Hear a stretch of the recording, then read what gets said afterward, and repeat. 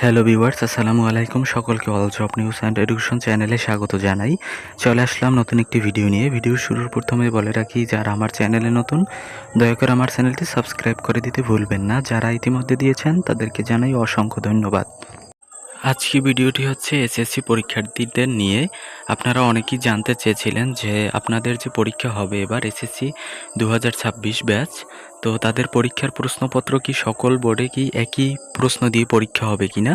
তো এই বিষয়ে আপনাদেরকে একটি ক্লিয়ার ধারণা দিব। তো দেখেন, একবার কিন্তু গুঞ্জন উঠেছিল যে সকল বোর্ডে একই বিষয় দিয়ে বা একই প্রশ্ন দিয়ে হচ্ছে পরীক্ষা হবে।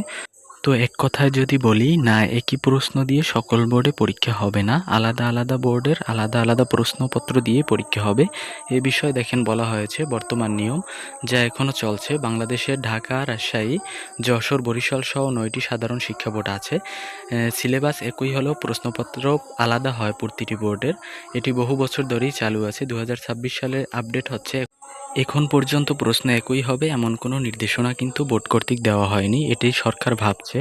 পরবর্তীতে হয়তোবা একই প্রশ্নে সকল বোর্ডই পরীক্ষা হবার সম্ভাবনা আছে।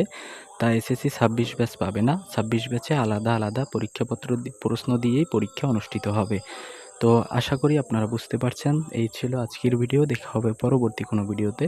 সঙ্গে থাকুন আমার চ্যানেলের। ধন্যবাদ সকলকে। আল্লাহ হাফেজ।